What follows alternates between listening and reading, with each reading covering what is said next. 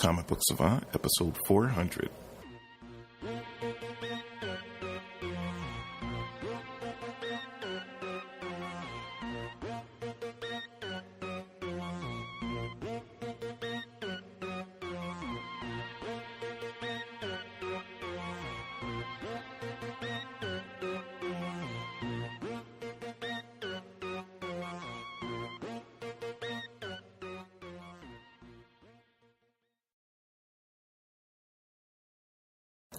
Welcome back to the Comic Book Savant podcast. I'm your host, James Harris.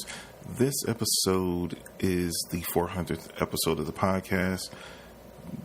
Kind of, sort of. Not technically. I've done more than 400 episodes of the Comic Book Savant podcast, but through all the different iterations and different side things that I've done with Comic Book Savant, this is probably more like 420, but as far as the actual true numbering of the show, this particular episode is episode 400.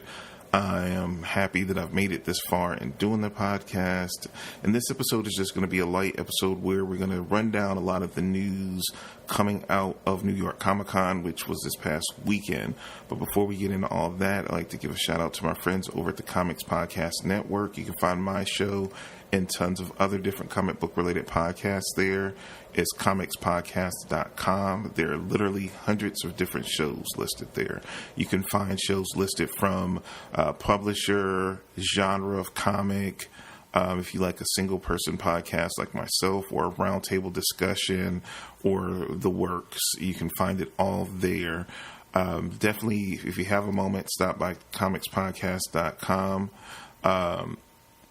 And again, if you try out a podcast there, take a moment and reach out to that creator. If you like their podcast, you tried it out and you liked it and you found it through the Comics Podcast Network, reach out to them and let them know how you found them and that you enjoy their content. It always means a lot to a creator when you hear from people that listen to your show and you letting them know that they enjoy it. It's a very motivating source of energy for podcasters. So if you have a moment, always make sure that you do that. It means way more than you might think it does to us as a creative. Last but not least, I'd like to give a shout out to my friends over at InStockTrades.com. They're a longtime partner and sponsor to this podcast. They're one of the best places you can go online when you're looking for collected editions, manga, if you're looking for oversized issue releases like Action Comics 1000. You can find all that kind of stuff over there. Omnibuses, Absolute Editions, Marvel Masterworks, you name it, they have it. They have discounts ranging from 35%, 42% up to 50% off.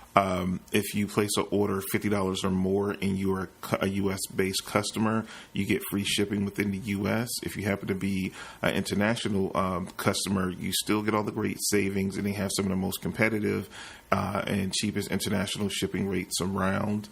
So you can still save a bunch of money by using InStockTrades.com.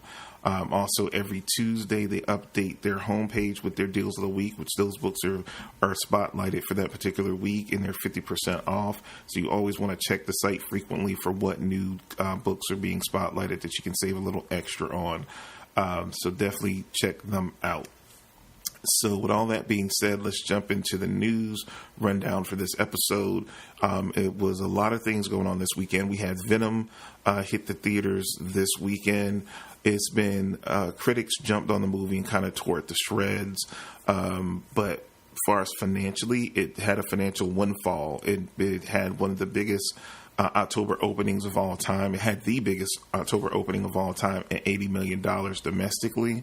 I'm not sure what it did internationally, but it was the biggest October opening, which is going to make October a new target date, just kind of like how Deadpool came out a couple of years ago. The original Deadpool came out in February on Valentine's Day, no less, and made a killing. And then we saw the following year, Black Panther came out in that same kind of time slot. Now, beginning of October, this October 5th date is going to be a targeted date for these movie companies in the future. We already know that DC's Joker movie with Joaquin Phoenix, when it's being filmed right now, is targeted for the same date for next year already. And with this kind of numbers, is we're probably going to see more movies start coming out on this October 5th, or that first weekend of October date going forward. I'm happy for the movie.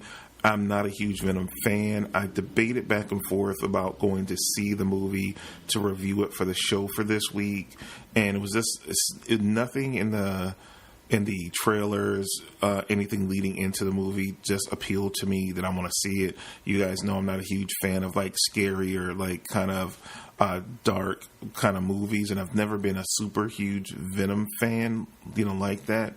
And I grew up in the 80s when Venom was a thing. I was huge in I've always been a huge Spider-Man fan, but I was huge into Spider-Man at the time, because this is when Venom really was introduced in the comics, was around the time of my early teens. Like I was 11, 12, 13-ish, and this is back when Todd McFarlane and Eric Larson were both working on Spider-Man at this time frame. So I was super into it because I used to be very huge into both of the artists, and they were, at the time, they were the real motivating factor in me buying the books, but it just didn't feel like something I would like. And like I said, I debated heavily about it, because between me and my wife, we wanted to see A Star Is Born and or Venom, and we went back and forth, and she was like, well, we can go see Venom the next day, and she was open to see it, but I just had no desire to see it. So hopefully I'm not disappointing any of you guys with me not doing a current review, because normally I pretty much review every comic book movie, big release comic book movie that comes out, but I just had no desire to see it. It's something, because I collect comic book movies, when it comes out on home video, I will definitely pick it up, and I will probably review it at that time, but I just didn't want to see it, in a theater. I'd rather just say, chose to go see A Star Is Born and loved that movie and thoroughly enjoyed it, and I didn't want to force myself to see it, because I felt like I couldn't give an objective review, because I would have felt like I was forcing myself to watch the movie. But that's the one reason it wasn't a review. But I'm happy it's done well. I've heard mixed things. I've seen a ton of different reviews about it, and some people loved it, some people hated it, some people said it was potential for a sequel, especially with some of the after credit scenes. And so I hope, at least with the success of the movie this opening weekend, that it might set up for them to be able to do that sequel, and maybe they can correct the things and make it look a little bit more appealing or appeal to me. Or maybe, just like I'm learning as I get a little older, I'm not the target audience for every comic book related property that comes out, so I can chalk that up to the game as well, and it's just not, this might not just be meant for me personally. So we'll see. Next, I wanted to talk about some trailers, because a lot of trailers in the past week dropped. We had the Captain Marvel trailer drop. We had a Dark Phoenix trailer drop as well, and we had some a new trailer for Spider-Man Into the Spider-Verse. So let me talk about Captain Marvel first. I'm stoked for this movie. This trailer didn't get the traction that some of the other Marvel trailers have gotten in the past, and some people talked about that. I thought this was, because I didn't know if it was just going to be a teaser trailer or a full-on trailer. We got a pretty full, solid, 2.5, 3 minute trailer, and I felt like it set up the story good. I had gone back and forth about Brie Larson being Captain Marvel, but I think I'm liking her take on it, and it seems true to the essence of the character. So I'm 100% down with that. I've always liked her as an actress, but I didn't know she had that charisma, that sassiness or gumption to her that would really pull off Carol well. But from what I'm seeing in the trailer, I feel like she's nailing it, and she has embodied the essence of the character extremely well. I've been a big fan of Captain Marvel or Miss Marvel I really started getting into the Carol Danvers character out of House of M. It was one of the really cool storylines that came out when they did the House of M. In that reality, she was a top flight superhero, and at the time they really wasn't doing anything with her in comics. And then it led to her first solo series, Miss Marvel. I can't remember who wrote it, but I know. I can't remember who it is right now, but they launched a book shortly coming after that, where she remembered from that alternate reality in House of M that she could be, she had the potential to be this top superhero, and that she had to kind of pursue that. When she came back to the real world, she tried to portray that and really step up to the bat. And ever since that point, since House of M, her character's been on an upward, turn, and they've put good creators behind it. They built on that small premise coming out of that one storyline with this minor character that was like a throwaway issue, like one shot thing, and they really wove it in, and she's become one of the top tier characters in Marvel Comics right now. Now they're finally bringing it over to the movies. I'm stoked for it. I thought it was a solid trailer. And I'm really ready to see it. It releases March 8th of next year. Not too far away at this point because we're winding down this year, so I'm looking very forward to it. One of my most anticipated movies that I want to see, that's coming up on the horizon. Next, we have the Dark Phoenix trailer. The trailer didn't do much for me either way. At this point with the Fox X-Men movies, I go see them. I think I've pretty much seen them all at the movie theater at this point. I go see them. I support them. We know pretty much this is probably going to be the last one before the merger or the sale is finalized, and Marvel kind of wipes the slate clean and revamp this whole thing. So I want to see where the conclusion is going to go. I like the characters and everything, but it didn't sway me one way or another. It's been a lot of behind the scenes production stuff that's been brought up and online throughout the whole filming of the movie. The weirdest thing I thought was after this trailer dropped, the next day they had a date of like February of next year. Then the next day Fox announced that the new date was going to be June 7th of 2019. I think not February. I think it was going to be like February 14th. It would be like Valentine's Day weekend or something like that. Then they then changed it this very next day. I thought that was extremely strange. I don't know what's going on with this whole situation. Indifferent at this point. I'm just reserving my judgment till we actually get the full-on movie. Next, we saw Spider-Man Into the Spider-Verse. We saw another trailer. This is coming out in December 14th of this year, so we're like a month and a half, give or take, away. It just looks, the more and more they show of it, the more and more I want to go see this in the theater. I'm looking super forward to it. I just love how they're the artistic style and the animation style they're doing with this, all the different Spider-Men or people that they're bringing in with Spider-Gwen, the spectacular Spider-Ham, which I used to read in the comics when I was a kid, from the comics my cousins used to hand me down, which I never thought I would actually see like in a movie, which is so crazy. So this is a nostalgia thing, and it's like I haven't kept up with Spider-Man a lot over the past like 10 years. When Dan Slott kind of came on it, I kind of lost touch like not too long before that with Spider-Man. So I'm not new to the Spider-Gwen and all that. I know that it's a thing and it's out there, but I really haven't read any of it. So this might encourage me to go back and maybe invest some time to read some of these stories that these characters came out of based upon this movie. So it's real interesting to me, but I'm super hyped. I think going into this tail end of the year, I think this has jumped up to be my most anticipated movie as far as the few comic book movies that are left going into the end of the year. I think this one has me more stoked than even Aquaman at this point. Let's talk about Aquaman. We had an extended trailer, and from the looks of it, it appears that this was what people saw back in July at San Diego Comic-Con when they went to the Warner Brothers panel, and they said they showed the short trailer that we saw and was released online, and then they saw an extra extended one. I'm assuming that this is pretty much that polished up a little bit more. Again, I don't know what I feel about Aquaman. I feel like it's kind of all over the place. I don't know how I feel about Warner Brothers and DC films at this point. I will probably go see it. Me and my wife are like invested in the movies. We own all the DC Films movies at this point. We've been to see them all at the theater. So I probably will support it, but I feel like it's too much going on, and I don't know if it's gonna particularly hit the way they want it to. But I'm trying to stay as neutral as possible on it. But I'm kind of like, but I'm not seeing anything that's like blowing me away. Like, I gotta see this tomorrow. Like, I feel more like that about Spider-Man Into the Spider-Verse and like Captain Marvel. With this, it's just kind of like, I don't know what tone they're going for.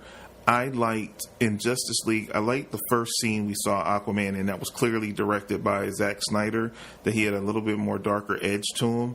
And this movie clearly is going more in the opposite direction of what we got in later in Justice League, with him as more the surfer dude, not very smart. Like, like Mira's clearly pushed to be the brains of the operation, and he's just kind of like the muscle.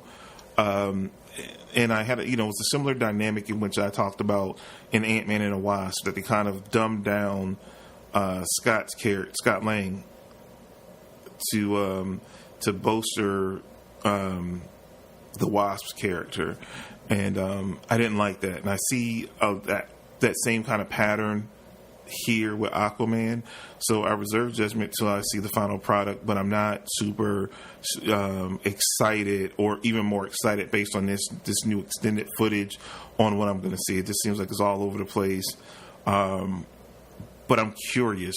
I'm not excited, I'm more curious to see how this all plays out in the final product, and I'm hoping it's good, but it remains to be seen. Well, we'll be seeing it in about a month and a half as well, so it's not too much longer. We have to wait until we be in front of it in the theater and can make proper judgment on the finished project. A lot of news coming out. We had a lot of casting news coming out for Birds of Prey, which is now slated to be released February 7th of 2020. We have Mary Elizabeth Winstead cast as Huntress. We have Journey Smollett Bell cast as Black Canary. And we also have Rosie Perez cast as Renee Montoya, which is weird because I love Rosie Perez as an actress, but when you look at the age ranging of the other characters in the movie, and you look at her, and I'm like, well, is Renee ever going to be... Because I loved Renee as a cop, but then I also love Renee as her stint as a Question. And then her connection to Batwoman. I'm curious, like, where's all that going to go? They're casting her out. I don't think we would see a Rosie Perez at her age be able to, to be... It just doesn't seem to fit with the rest of the vibe and where they're going with the movie. So I'm curious on that casting of Rosie Perez. I don't think it's a issue outside of just the aging, and then we're not... I would love to see that evolution of Renee to a cop to the Question, but I guess we're not getting that in this. Again, it's still a long ways to go before this movie sees a light of day. Again, it's February 2020, so we have over a year before this movie, drops. So a lot of, it just seems like, again, DC Films is all over the place, and they're doing a lot of different things, and I don't see how it all connects. But maybe I don't need to see it now, and when these movies start dropping, we'll see, see some of that. Then next we had, a lot of news came out, and a lot of stuff over the past few weeks came out about the Joker movie, which is coming out again like October. I was talking about it earlier, October 4th, 2019, kind of the same slot that Venom just dropped. So this time next year, we'll have that Joker movie. And, they're doing a lot of different things. A lot of pictures have posted, from the makeup testing, and, some photos have been released. And again, I'm not too confident in it because I just feel like it's no consistent direction, or no one's really steering the ship into a particular... We can see where all this is going. It's just all over the place, and I don't know if it's intentional or it's just a mess behind the scenes, and it just doesn't seem to be any consistent plan. It's just like a wild, jumbled mess that's going on right now. I hope they have a direction, and we just can't see it yet. But it just remains to be seen. And like I said, I'm just waiting to see what the finished product is going to be. We had some other announcements too that dropped. We do know that Daredevil season 3 is going to be dropping not this week, but next Friday, so October the 19th. Excuse me. That's going to be dropping. They have said that Bullseye will be one of the main villains in this season. So I saw a couple of interviews with the cast and saw the actor. I'm not familiar with the actor that's playing Bullseye, but I'm already keyed up to see this. Like I said, I thoroughly enjoy all the Marvel Netflix series, so I've been stoked to see this because it's been a while since we last had a season 2 of Daredevil with all the other shows coming out. So I'm really hyped. I'm glad because this was supposed to come out in December. They moved it up to October. So I'm glad they did. We're getting it sooner than later. So I'm keyed up about that. Also, it was an announcement made, maybe it was right before New York Comic Con, maybe the week before, that the MCU is going to be having some streaming shows on the Disney streaming service come next year. They announced it's going to be a Loki and Scarlet the Witch show. Interested to see where this is going. They said they're going to be like 6 to 8 episodes, and they're going to do more characters that are more like side characters that maybe not warrant their own individual movie.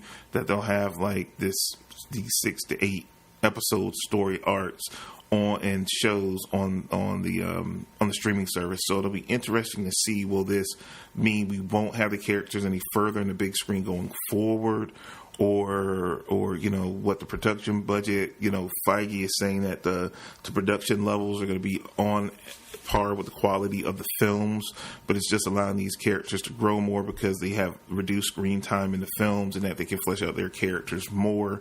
I don't know if this is a good thing or a bad thing at this point. That's all the really information we have, is that these are the first 2 shows, but they said it's going to be like they're going to do many more going forward with other characters. So it's curious, but the streaming service doesn't launch, I think, till next year.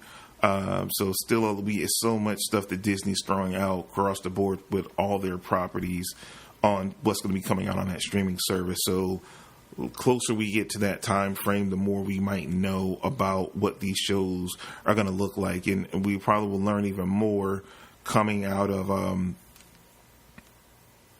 Avengers 4, because we still are a ways off till we get that movie, and then maybe where the direction these shows might be going will be a little bit more light will be shined on them coming out of that film, to be like, oh, this is where they're gonna, they might take some of these things. But again, we still got some time to see how that's all going to shape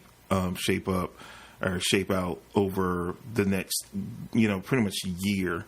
It's been some rumors and some mumblings. I don't know if it was officially announced, but they just haven't put a date on it yet. But it's talk that they're going to do an Eternals movie at some point. I don't have any real information. I've seen different things reported, online on a lot of different movie news sites and YouTube channels about an Eternals movie. The Eternals has never been super interesting to me. I've always been curious about them because I always like the space stuff, and we still don't know. We know that Guardians 3 has kind of been put on hiatus at this point. It's not going to come out next. What was supposed to come out the next year, 2020, is not going to be coming out then.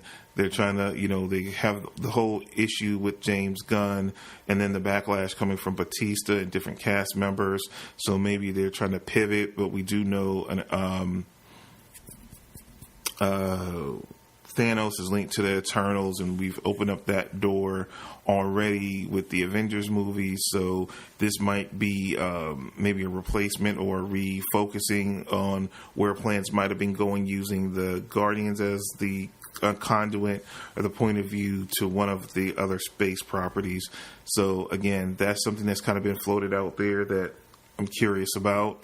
We've also heard a lot of rumors about Henry Cavill and Warner Brothers and DC Films and what's going on. There's rumors that it might not be another Superman movie. It might be a Supergirl movie instead, and so it's rumors and stuff being thrown out about that.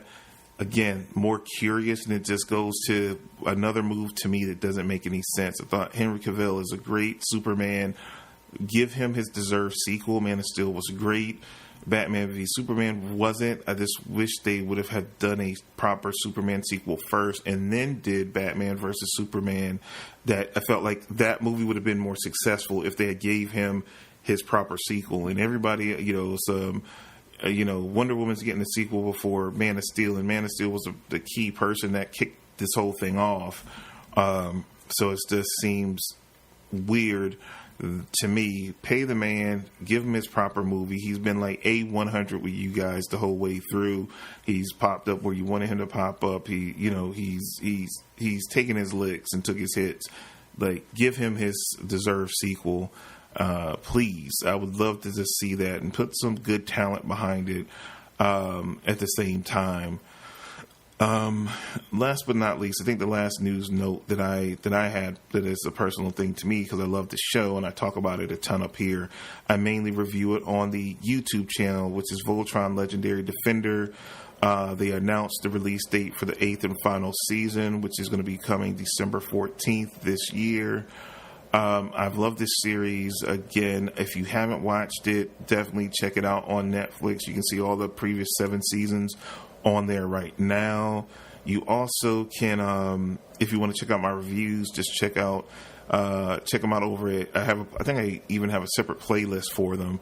So just go to youtube.com/comic book savant, and I have reviews not from season 1, because I think I actually did that in a podcast episode, but I think episodes from seasons 2 to 7, they're all, or 3 to 7, should all be on videos on them on the YouTube channel, so you definitely can check them out. So this is just a spattering. It was so much news coming out of New York Comic Con. This is just some of the things that I spotlighted that I wanted to touch up on. To touch base on that, certain things that caught my eye. There's a lot of movie news and trailers and stuff dropping. So again, they're going to be stuff that I'm going to be reviewing in the future. So I wanted to kind of touch base and give you guys an update on that, because you might not keep up with all the craziness in the movie news and all the news coming out of the convention. There was a lot of comics, from more Star Wars comics announced and new series announced and creative teams. Oh, another side note that I wanted to mention as well is that the new Charles Soule Darth Vader comic is going to be ending at issue 25, so it's only a few issues away. I reviewed the first trade over on the YouTube channel as well. It was Darth Vader, Dark Lord of the Sith, or something like that. It was a follow-up from the great Darth Vader comic that was being done by I'm seeing his face right now. Goodness gracious, I'm going totally blank. But this was a follow-up Darth Vader series. Lord of the Sith. The original one was Darth Vader. This one is Lord of the Sith. Charles Soule is writing this one. It's ending soon. Definitely check it out. They're probably going to omnibus it like they did the original one. So you probably want to definitely pick it up. I hate when I'm going blank on who is the writer of this stuff. It's going to bother me. Let me look it up now, because it's bugging me already.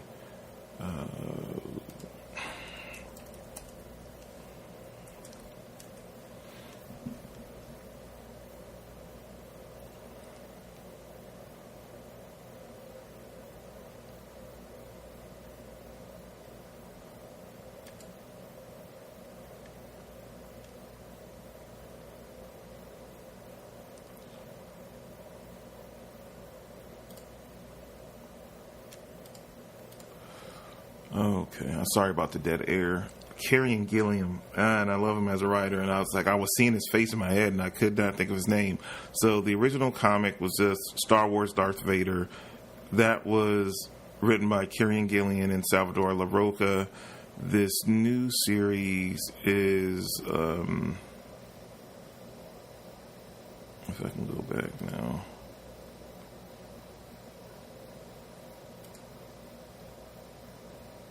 This new series is done by Charles Soule and Giuseppe, I hope I pronounced this correctly, Chemicoli, which has been really good. Like I said, I read and reviewed the first trade.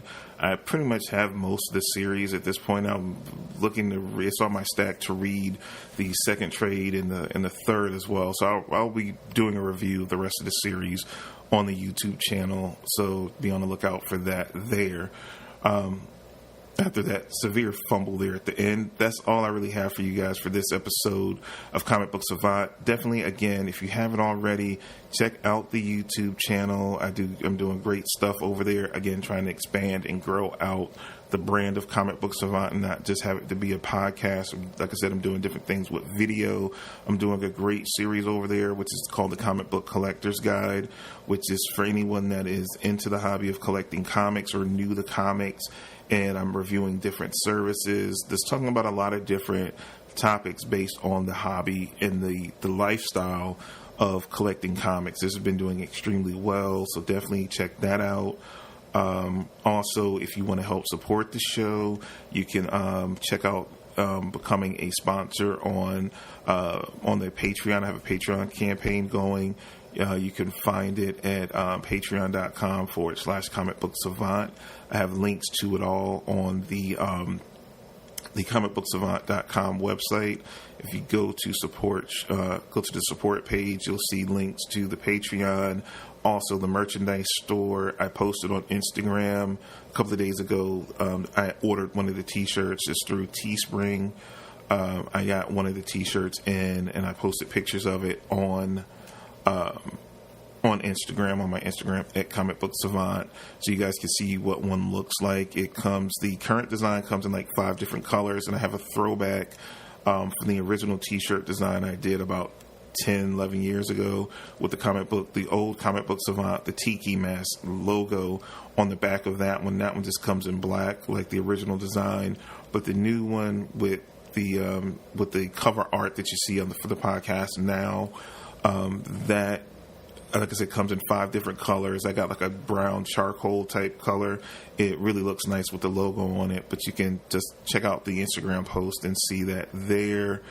Again, it's multiple ways to help support the show. If you enjoy the content and you want to help me take this to the next step, I would greatly appreciate it. I know everyone financially can't support the show. Really, the Patreon campaign is just to cover basic expenses and try to upgrade equipment and so forth. If you guys like the Comic Book Savant extra episodes that I used to do here on the podcast directly, I still continue to do a Patreon version of Comic Book Savant Extra. So with a pledge to the Patreon of just $1 a month, you get an extra episode of content every week. I put those out every week, and you have some extra bonuses, and it's different tiers there as well. So if you want to check that out, definitely do it. If you want to leave a one-time donation, I also have links on the website under the support page to leave like a one-time donation through PayPal. Anything that you can give would be greatly appreciated, and it goes back into the production of the podcast as well as the YouTube content as well. Also, again, if you cannot financially support the show, I understand it. Keep spreading the word. Like when you retweet out when I post the episode, or you share it on Facebook, or you share it on Instagram. When you do all those things, it's great support too. It's helping spreading the word and awareness.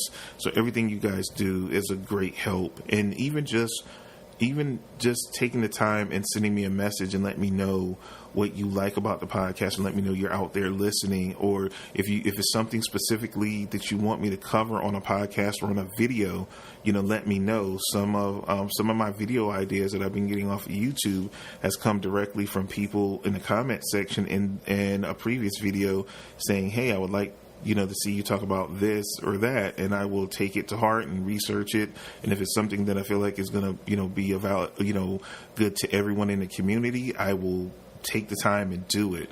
I definitely want to keep harvesting and building off of this great community that we have here, but we need to interact with one another. So you guys reach out to me. Let me know, what are you liking with the podcast? We're doing a new thing with me and Heath doing the Spinner Rack Bros. We're doing those episodes once a month. Let me know if you guys are out there listening and do you like it?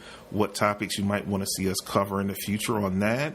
And again, subscribe over to the YouTube channel. Hit me up in the comments there. You can always email me at comicbooksavant@gmail.com and give feedback there as well, or on Twitter or on Instagram. I always respond, or even on Facebook. So I'm everywhere on social media. So it's like if you reach out to me, once I see it, I will respond to you guys.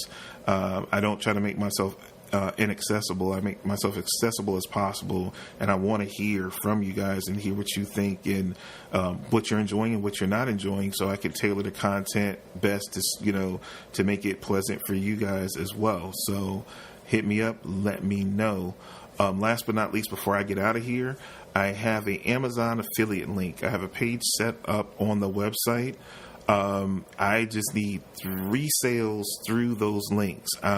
All the stuff that I talk about on the podcast, different comics that I recommend, it's all comic book related stuff at this point. It might be some technical stuff down the road, like as far as my setup. I'm doing some videos on that, but I have reading recommendations. I have links to digital content as well as physical books if you want to pick them up. I need, again, if you guys click on it and purchase one of the things that I recommended on here, I just, they give you basically, again, all this stuff is helping to keep the content free on the website. But I have on the homepage, you'll see up at the top, it's called Bookshelf, and they're just affiliate links. What they do, I get a small kickback off of anything that you click on. If you buy from the link that I recommend, I get a small percentage kickback. So if it's something that you're interested in buying, as far as a book that I recommend, click on that link. It's not anything you're required to do, but I get a small kickback, and they approve anyone. So even if you do a podcast and you want to set up an affiliate account with Amazon, you can set it up very easily. They approve you off the bat, but you have so many months to generate 3 click-through sales or whatever, and then you're fully approved. So if you feel so inclined to pick up something I recommended through one of those links, I need 3 of those sales by the end of October. So if I get 3 of those, I get approved, air quotes approved. So I'm still in that trial period. So if it's something that you're thinking about buying that's comic book related, if you click on that link, again, that will help me a ton.